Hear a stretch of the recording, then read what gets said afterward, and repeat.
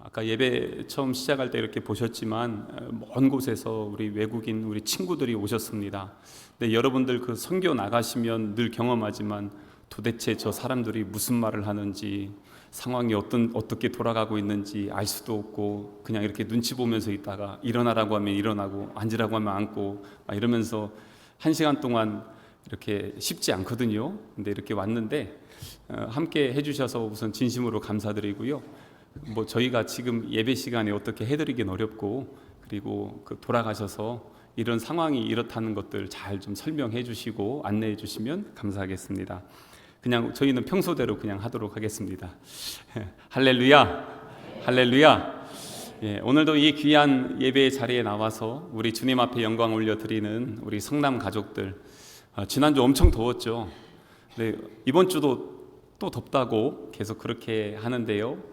이 더움 중에도 우리와 함께 하시고 우리를 보호하시고 지키시는 하나님의 은혜, 우리의 몸과 마음과 영혼을 강건케 하시고 또 시원케 하시는 하나님의 손길을 날마다 경험하면서 주의 은혜 아래서 늘 승리할 수 있는 그런 우리 성남 가족 되시기를 주님의 이름으로 축복합니다. 저희가 이 주일 오전의 시간에 사도행전의 말씀들을 함께 나누고 있습니다. 지난주에 우리가 말씀을 나누면서 사도 바울, 원래는 사울이죠. 이 사울이 우리 예수님을 만났던 그 과정들, 그가 변화되는 그러한 과정들을 함께 보았습니다. 참 놀라운 사건이었습니다. 생각지도 못한 그러한 일들이었습니다. 그럼에도 불구하고 주님이 그에게 와서 만나주셨고, 그를 통해서 하나님의 놀라운 일들을 행해 주실 것이라는 것을 말씀해 주셨습니다. 그러한 여러 가지 상황 속에 있을 때에 예수님을 만난 기쁨과 함께 지금까지 내가 살아왔던 모든 것을 다 포기하고 내려놓아야 되는 그 갈림길에 오늘 이 사울이 서 있습니다. 어떻게 해야 될까요? 무엇을 해야 될까요? 앞으로 나는 어떻게 살아가야 될까요? 아마 이런 고민들은 사울뿐만 아니라 오늘 이 시대를 살아가는 우리 모두의 고민이기도 할 것입니다. 그런데 이러한 상황 속에서 사울이 어떻게 했을까? 오늘 우리가 읽은 본문의 말씀에 보면은요, 거기 그 22절에 보면은 이렇게 고백합니다. 사울은 힘을 더 얻어 예수를 그리스도라 증언하여 다메섹에 사는 유대인들을 당혹하게 하니라. 예수님을 만나고 나서 그가 제일 먼저 했던 것, 예수가 그리스도이심을 드러내고 자랑하고 선포했던 것입니다. 근데 문제는 어디에 있냐면 22절에 아니고 23절에 있습니다. 23절을 보시면 여러 날이 지남에 유대인들이 사울 죽이기를 공모했다는 것이죠. 사울을 죽이려고 한다는 것입니다. 근데 여기서 지금 주목해서 봐야 될 단어가 뭐냐면 여러 날이 지났다는 것이에요. 근데 우리가 이 여러 날이 며칠인지 얼마인지 사실 모르잖아요. 아니, 얼마나 사람이 바뀌었길래 그냥 그 주변에 있던 사람들이 지금 이렇게 사울을 죽이려고 했냐는 것입니다. 근데 이 말씀이 어디에 함께 연결이 되어 있냐면 오늘 주보 한번 보시겠어요?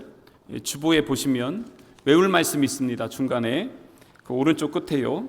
여기에 보면은 갈라디아서 1장 17절에서 18절 말씀이 있습니다. 이게 뭐냐면 오늘 23절에 있는 여러 날이 지났던 그 사이에 사울이 무엇을 했는지 그의 행적이 여기에 기록이 되어져 있습니다. 우리 한번 같이 읽겠습니다. 시작. 또 나보다 먼저 사도된 자들을 만나려고 예루살렘으로 가지 아니하고 아라비아로 갔다가 다시 다메섹으로 돌아갔노라. 그 후 3년 만에 내가 게바를 방문하려고 예루살렘에 올라가서 그와 함께 15일을 머무는 동안. 아멘. 이렇게 나와 있습니다. 그러니까 여러분, 그 사도행전은요 언제 기록됐냐면 AD 63년에 기록이 됐어요. 근데 오늘 이 우리가 읽은 본문의 말씀의 사건은 AD 34년에 일어난 사건입니다. 그러니까 시간이 거의 30년 차이가 나죠. 그러다 보니까 시간이 30년 지난 이후에 그때 기록을 할 때 여러 날이 지났습니다. 이렇게 하는데 이게 헬라어 원어로는요 예측할 수 없는, 그리고 헤아릴 수 없는 시간이라는 의미도 담겨 있습니다. 그러니까 오늘 이 23절에 있는 여러 날이라는 그 기간이 며칠이냐면 3년입니다. 갈라디아서 이 1장에 있는 이 말씀처럼 3년의 시간 동안 그럼 이 사울은 무엇을 했을까? 그가 제일 먼저 아라비아로 갔다는 것입니다. 아라비아는 어디냐면 페르시아만 근처에 있는 사막이에요. 지금 사막으로 간 것입니다. 그리고 거기에서 3년이라는 시간을 보냈고, 그리고 다시 다메섹으로 돌아와서 오늘 23절에 복음을 전한 것입니다. 그런데 사람들이 복음을 전하는 이 사울 잡아서 죽이려고 하니까 이제는 도망쳐야 되는데 문을 지키고 있는 거예요. 그래서 이 사울이 어쩔 수 없이 광주리에 매달려서 이 창문으로 도망칠 수밖에 없었고, 그렇게 해서 예루살렘으로 갔다는 이야기, 그것이 지금 오늘 우리가 읽은 본문의 말씀입니다. 그렇다면 여러분 한번 생각해 봐야 될 게 있어요. 그게 뭐냐면, 아니 이렇게 충격적인 사건, 예수님을 잡아 죽이려고 했던 사람이 예수님을 믿는 복음 증거자가 되었던 이 변화의 사건을 통해서 이 사울이 변화된 이후에 제일 먼저 여러분 이럴 때 생각나는 분들 누구세요? 혹시 가족 아닙니까? 어려운 일 당할 때 가족 생각나시는 분들 있죠. 부모님 생각나고, 이렇게 지금 가족이 생각나서 가족에게 갈 수 있습니다. 아니면 원래 교회의 원형이었던 예루살렘, 이 예루살렘에 가서 사도들을 만나고 제가 잘못했습니다, 내가 예수 만났습니다, 이제 복음으로 살겠습니다 라고 하면서 이야기할 수 있습니다. 그런데 지금 가족에게로, 그리고 예루살렘에도 가지 않고 이 사울이 지금 어디로 갔어요? 사막으로 갔습니다. 왜 사막으로 갔을까? 그리고 거기서 그는 무엇을 했을까? 그는 그 자리에서 왜 하나님 나를 만나 주셨습니까? 왜 나를 불러 주셨습니까? 왜 나를 택해 주셨습니까? 나에게 지금 사명을 주셨는데 이방인과 임금들과 그리고 또한 우리 동족들에게 복음을 전하는 택한 그릇으로 주님을 위해서 고난을 담을 자로 나를 불러주셨는데 왜 나를 이렇게 불러주셨습니까? 이것들을 전체적으로 한번 쫙 정리하는 시간. 그래서 오늘 이 23절에 있는 여러 날 동안에는 무엇이 있냐면 아라비아 광야에서 지금 이 사울은요, 광야의 학교, 광야의 시간을 보내고 있는 것입니다. 제가 예전에 코로나를 보내면서 그때 광야에 관한 말씀을 좀 나누었었습니다. 광야는 들어가기는 하지만 거기서 머무르는 곳은 아닙니다. 버티고 견디는 곳이지만 안주하는 곳은 아닙니다. 그리고 반드시 거기에서 나와야 됩니다. 그런데 믿는 믿음의 사람들에게는 이 광야 반드시 필요합니다.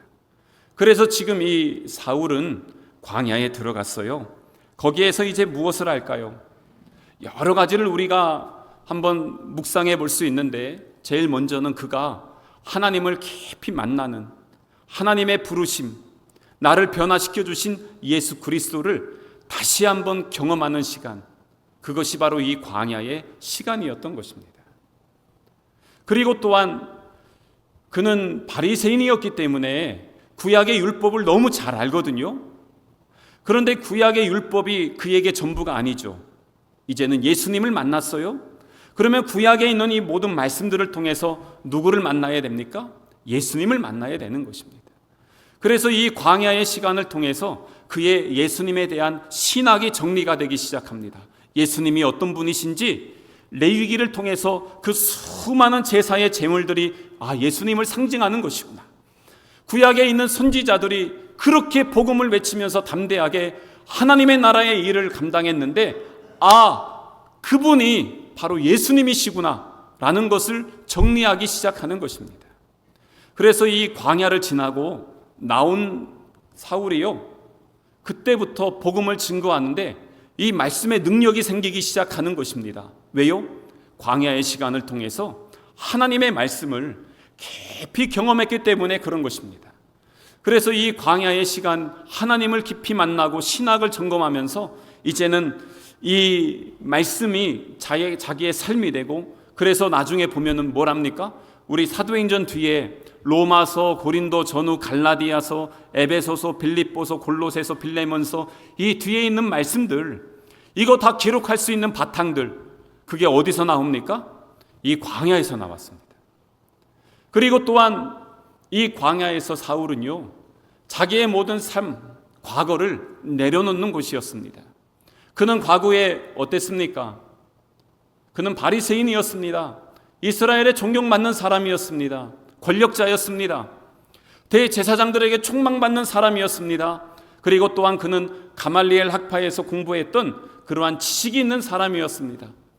자기의 명예, 권력, 지식, 그 모든 것을 예수님을 만난 그 순간에 이제는 다 포기해야 됐습니다. 광야에서 계속 버리는 시간을 갖는 거예요. 나를 비워야 되고 나는 없어져야 돼요. 그래야 예수님이 선명하게 드러나는 것입니다. 그래서 이 3년의 기간 동안 계속 버리는 거예요. 바리새인의 율법주의 다 버리고, 가말리엘에게서 배운 지식 다 버리고, 그래서 에베소서에 보면은 그 모든 것을 배설물로 여겼다 라고 그렇게 고백하고 있는 것이죠. 그때까지 광야에서 그는 버리는 시간을 갖는 거예요. 예수님을 만났는데 여전히 바리새인도, 로마 시민권도, 지식도 다 갖고 있으면서 명예와 부도 누리면서 예수님도 누리려고 하는 그 모든 것으로는 함께 공존할 수가 없는 것이었습니다. 그런데 어떻게 버릴 수가 있었습니까? 이거 버리려고 자꾸 그거 보면 아쉬워요. 근데 어떻게 버리는 게 쉽냐면, 우리 예수님이 얼마나 크신 분인지, 예수님이 얼마나 위대하신 분인지, 얼마나 높으신 분인지, 그분이 전 존재를 다 쏟아서 나를 사랑하시고 나를 구원하셨다는 것을 경험하면 이 땅에서 내가 누리는 것이 크지 않다는 것을 그때 알게 됩니다. 그래서 이 사울이 이 시간에 하나님이 어떤 분이신지, 예수님이 어떤 분이신지를 더 깊이 경험할 수 있는 그러한 은혜의 시간, 그게 바로 이 광야의 시간이었던 것입니다. 그래서 이 광야를 통해서 그가 이제 성장하고 성숙하게 되는 것입니다. 믿음의 사람들이 보면은 다 이 광야를 통과합니다. 모세를 보세요. 모세 어땠습니까? 40세까지 이집트 왕자였습니다. 최고의 권력자였습니다. 근데 그때 하나님이 그를 부르지 않았습니다. 도망자로, 은둔자로 40년을 살면서 완전히 나이가 늙어 이제 80세, 힘도 능력도 아무것도 없는 그때 하나님이 그를 불러주셨어요. 그때 바로 하나님의 능력의 도구가 될 수 있었던 것입니다. 다윗을 보세요. 사울을 피해서 광야로 도망갔습니다. 인생의 광야 13년이라는 시간을 통해서 그는 거기에서 다듬어졌어요. 그리고 나서 작은 한 가정의 어린아이였는데 이제는 나라와 민족, 천년의 모범이 되는 이스라엘의 왕이 될 수 있었던 것입니다. 이 사울이 바로 이 광야의 3년 시간을 통해서 그러한 은혜를 경험하기 시작하는 것입니다. 여러분, 그래서 하나님은요, 준비되지 않은 사람들을 사용하지 않습니다. 여러분들에게 우리 주님께서 이미 은혜를 주시고 은사를 주시고 달란트도 능력도 주셨는데, 그런데 그것을 땅에 묻어놓고 아이고 나는 못해 이러고 있으면 주님이 사용하시려고 해도 사용할 수가 없는 거예요. 그런데 이 모든 것을 깨트리고 준비되는 시간이 언제였습니까? 바로 이 사울의 광야의 시간, 23절에 여러 날이 지나면서 성장하고 성숙하고 하나님만 바라고 의지하게 되었던 것입니다. 그래서 이 광야를 지난 이후에 사울이 어떻게 변했습니까? 예수 믿는 사람, 핍박하던 사람이 예수님을 증거하는 사람이 되었습니다. 율법에 매여 있던 사람이 이제는 예수 안에서 자유함을 얻게 되었습니다. 그는 담대했습니다. 전에는 혈기가 살기가 가득했던 사람이었습니다. 그는 이제 온유하며 예수님으로 행복한 사람이 되었습니다. 사랑하는 성도 여러분, 그래서 예수 만나면 변화되는 거예요. 소망하기는 여러분, 광야의 시간을 꼭 가지시길 바랍니다. 1년에 한 번이라도, 한 시간이라도 어느 한 시간들을 정해서 더 하나님을 깊이 경험하고 만나고 내 자신을 말씀의 거울로 점검하면서 하나님 앞에 서는 그 시간을 가져야 됩니다. 우리 지지난주에 어린이 연합 여름 성경학교, 그리고 지난주에 우리 학생들, 청년들 수련회를 통해서 우리 자녀들이 그 광야의 시간을 경험했어요. 얼마나 뜨겁게 찬양하고 예배했는지 몰라요.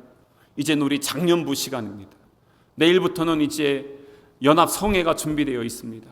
우리 교회 부흥회다 생각하고 시간마다 사모하는 마음으로 오셔서 이 사울이 광야의 시간을 통해서 자기가 변화됐던 것처럼 우리가 이 시간에 다시 우리 믿음과 신앙을 점검하고 하나님 앞에 서서 나아갈 수 있는 그런 우리 성남 가족 되시기를 주님의 이름으로 축복합니다. 이렇게 사울이 광야의 시간을 보낸 다음에 왔던 그 자리가 다메섹이었습니다.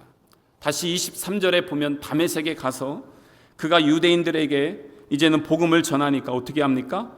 유대인들이 사울 죽이기를 공모하기 시작합니다. 그러면서 이제 25절에 보면 그의 제자들이 밤에 사울을 광주리에 담아 성벽에서 달아 내리니라. 도망가게 됐어요. 그런데 23절에서 25절까지 보면은 지난주에 우리 말씀 나누었던 15절과 16절에 있는 말씀이 그대로 이루어집니다. 15절을 한번 보시면 거기에는요, 이 사람은 내 이름을 위하여 이방인과 임금들과 그리고 이스라엘 자손에게 전하기 위하여 택한 나의 그릇이라. 복음 전하는 도구로 사용하겠다는 것이죠. 그런데 지금 그걸 어떻게 하고 있습니까? 광야를 지난 이후에 사울은 복음 전도자가 되었습니다. 그래서 지금 복음을 전하고 있습니다. 그게 바로 주님이 나에게 주신 사명이라는 것을 그는 붙잡고 있었던 것입니다. 그리고 또한 그 다음에 16절에 보면은요, 뭐라고 합니까? 그가 내 이름을 위하여 얼마나 고난을 받아야 할 것을 내가 그에게 보이리라. 고난 받아야 된다고 했는데 오늘 그것이 25절에 사람들이 죽이려고 하니까 도망가는 겁니다. 그래서 사도행전에 나오는 이 사울의 첫 번째 고난이 바로 여기에서 시작이 됩니다. 그는 이때부터 하나님이 자기에게 주신 그 사명을 위해서 복음을 전하며 고난을 당하면서 그에게 주신 귀한 사명 끝까지 충성되이 감당해 나가는 것을 볼 수가 있습니다. 오늘 그게 이제 시작이에요. 그러면서 이제 도망갔어요. 도망가고 나서 어디로 가냐면 예루살렘으로 갑니다. 예루살렘에 가서 거기서 제일 하고 싶었던 게 뭐냐면 사도들을 만나는 겁니다. 교회 공동체 사람들을 만나서 이 사람들과 함께 이제는 교제하고 이 사람들과 함께 복음을 전하는 것, 그거 하고 싶었어요. 그런데 예루살렘에 갔더니 문제가 만만치가 않은 것입니다. 오늘 26절 말씀 보세요. 사울이 예루살렘에 가서 제자들을 사귀고자 하나 다 두려워하여 그가 제자됨을 믿지 아니하니. 사람들이 안 믿어줍니다. 3년이 지났는데 여전히 예루살렘 교회는 이 사울의 트라우마가 있는 것이에요. 저놈이 우리를 잡았고 옥에 가뒀고 스데반 집사님 죽이는데 함께했고 여전히 살기가 등등했던 모습으로 휘젓고 다니고 집집마다 다니면서 다 털었는데 지금 어느 순간 3년이 지나고 와서 나 예수 믿었다고, 예수 만난다고, 복음 전한다고 저러고 있는데요, 안 믿어지는 거예요. 상종을 하지 않는 겁니다. 그래서 이 사울은요, 지금 어떤 상황이냐면 예전에 자기와 함께했던 유대인들은 자기를 죽이려고 하고 믿음의 공동체 교회는 자기를 받아주지 않고 중간에 완전히 껴있어가지고 이러지도 못하고 저러지도 못하고 지금 이거 아주 애매한 이러한 상황에 와 있습니다. 그런 느낌 아십니까?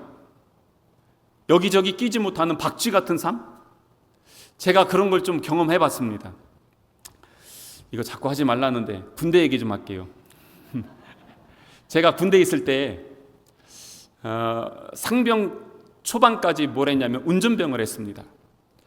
그런데 이제 군부대 교회가 저희는 주일학교 학생 청년 그리고 신우회 그리고 구역예배 새벽예배까지 해서 제가 군종하라고 해서 군종하겠다고 했더니 일주일에 설교만 13번을 했어요. 지금보다 더 많이 했어요. 그러니 13번을 설교를 매일매일 하니까 부대 일은 아예 못하고 군종을 하면 교회에 들어가서 교회에서만 삽니다. 그러면서 마을 전도까지 다니고 마을 일들까지 구역 예배까지 하고 다 했는데, 근데 문제가 뭐냐면 상병쯤 되면 이 일을 잘하거든요. 근데 그때쯤 돼서 교회로 간다고 하니까 제 담당자가 너는 그럼 우리 중대에 있을 필요가 없다고 저를 쫓아냈어요. 다른 중대로. 근데 군대는요, 중대가 다르면 서로 아저씨예요. 아저씨. 서로 그냥 인사할 때도 존댓말 씁니다. 계급사회가 아닙니다. 그런데 제가 지금까지 계급사회로 있었던 요 사람들과 아저씨가 되고 하루아침에 새롭게 쫓겨난 데에서 전에 아저씨 했던 사람들이 이제는 계급 문화가 돼버린 겁니다. 근데 문제가 뭐냐?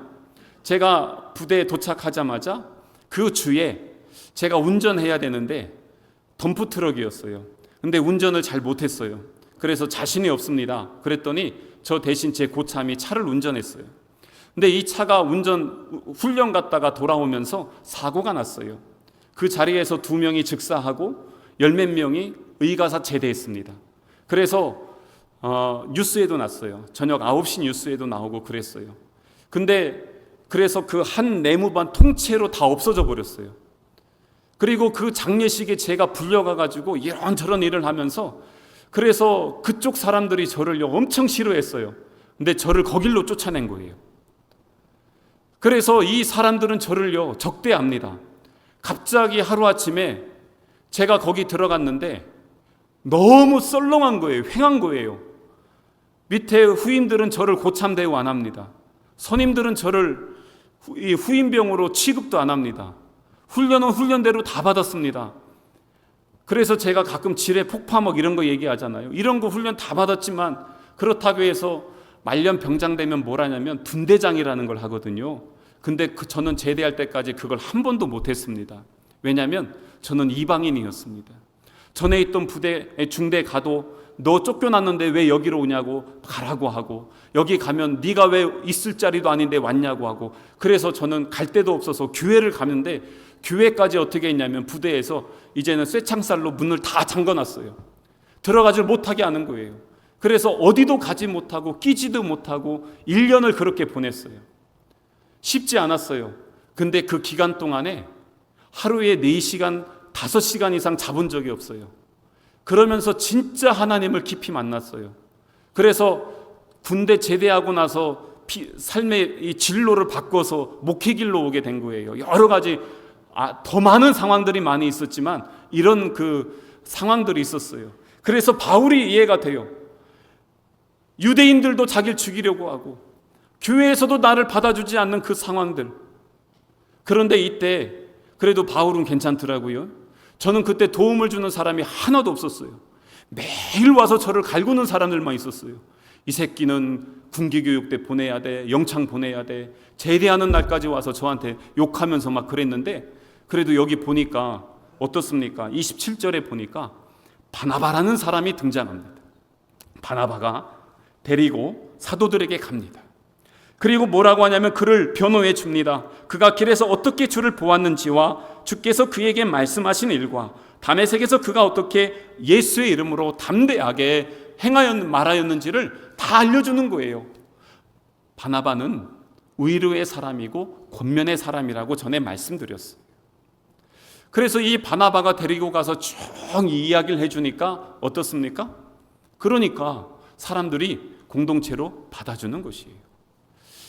저는 이 사울을 보면서 오늘 혹시 우리 교회에 그런 분들 안 계실까? 예배 왔는데 이렇게 함께 모여서 예배하는데도 나 혼자 외딴 섬이에요. 누구도 나에게 말도 안 걸어줘. 밥 먹자고도 안 해. 목장에도 오지 말라고 그래. 막 만약 이런다고 쳐봐요. 그럼 어떻게 되겠습니까? 그런데 온 교회가 다 해서 그 한 사람 왕따시키면 그 사람도 교회에서 버틴다는 게 쉽지 않겠죠. 근데 더 문제는 뭐냐면 그 한 영혼을 예수님이 택해서 그 공동체로 보냈는데 거기서 받아주지 못해서 하나님을 떠났다고 해봐요. 그럼 그 책망, 하나님께서 우리를 얼마나 책망하시겠습니까? 제가 목회하면서 가장 두렵고 떨린 게 그거예요. 그 영혼들을 너네 교회로 보냈는데 너는 그 영혼들을 어떻게 하고 있냐? 나중에 우리 주님 앞에 섰을 때 그거 책망받을까 봐 너무너무 두렵습니다. 지금 이 사울이 혼자서 아무것도 하지 못했을 때 바울 그 한 사람 때문에 그가 공동체로 들어갔어요. 저는 그걸 보면서 주님, 제가 이 바나바 같은 사람이 되게 해주십시오. 우리 가정에도 내가 바나바 같은 사람이 되겠습니다. 그렇다면 우리도 마찬가지 아니겠어요? 주님, 우리 목장에, 우리 부서에 내가 바나바 같은 사람이 되겠습니다. 우리 교회에 꼭 필요한 수혜되고 외면받고 누구도 함께하지 않는 그 사람에게 내가 다가가서 바나바가 되겠습니다. 교회는요, 건강한 교회는 바나바 같은 사람이 많은 교회가 건강한 교회예요. 그래서 여기 있는 우리 모든 성도들이 주님, 내가 바나바가 되겠습니다. 내가 함께 하겠습니다. 옆에 있는 분 한번 보시겠어요? 한번 인사하시죠. 제 옆에 앉아주셔서 감사합니다. 예. 그것만 해도요, 너무 감사한 거예요. 얼마나 감사합니까? 바나바가 되어주고, 당신의 필요가 뭔지 내가 알고, 그를 위해서 기도하고, 그를 위해서 격려하고, 함께 할 수 있다는 거, 너무너무 감사한 것이죠. 이러한 일들이 일어났을 때, 결론이 어떻게 됐을까요? 오늘 31절에 있는 말씀 보세요. 31절에 어떻게 됩니까? 그리하여, 결론이죠, 온 유대와 갈릴리와 사마리아 교회가 어떻게 했다고요? 평안했다는 것입니다. 제가 그래서 너무 감사했어요. 왜냐하면 광야를 통과한 바울, 그리고 예수님 안에서 부흥하고 있는 예루살렘 교회가 서로 하나 되지 못했다가 예수님의 복음으로, 바나바의 헌신으로 하나가 됐어요. 그리고 이제 그 안에서 함께 하나님의 복음의 사역을 감당하기 시작하니까 주님께서 그 공동체 안에 평안함을 주셨습니다. 이 평안함은 세상이 줄 수 없는 것입니다. 지금 이 상황에 교회는 여전히 어떻습니까? 오늘 말씀에 보면은요, 23절이나 29절에 보면 믿는 사람을 죽이려고 합니다. 환난이 없는 게 아니에요. 고난이 없는 게 아니에요. 그런데 그들은 그 안에서도 평안을 누릴 수가 있었다는 것입니다. 그래서 요한복음 14장 27절, 평안을 너희에게 끼치노니 곧 나의 평안을 너희에게 주노라. 내가 너희에게 주는 게 세상이 주는 것 같지 않다는 것입니다. 너희는 두려워하지 말라. 주님의 그 평안이 그들의 마음속에 있었던 것이에요. 그리고 또한 뒤에 보세요. 31절 뒤에 뭡니까? 교회가 든든하게 서가는 것입니다. 이게 믿음 안에서 하나 되지 못하면 이럴 수가 없어요. 목장만 하나도 보세요. 목장이 든든하게 서가려면 어떻게 합니까? 함께 모여서 함께 나누고 함께 은혜를 누릴 때 든든하게 서가잖아요. 가정도 마찬가지고 교회도 마찬가지더라고요.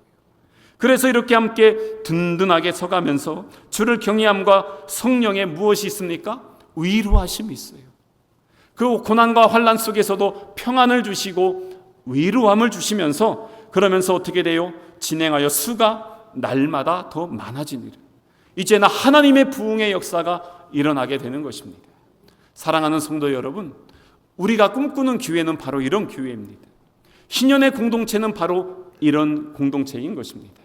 그래서 우리 안에 광야를 통과한 사람들도 있고, 광야 한가운데 있는 분도 계시고, 광야 아직 들어가지 못한 분들도 계시지만, 예수 그리스도의 이름 안에서 하나 되어 함께 한 마음으로 한 뜻을 품고 주의 길을 걸어가면서 때로는 옆을 돌아보고 손도 잡아주고 같이 웃고 같이 울고 같이 기뻐하면서 하나님의 영광스러운 길, 생명의 길 함께 걸어갈 수 있는 우리 성남 가족 되시기를 주님의 이름으로 축복합니다.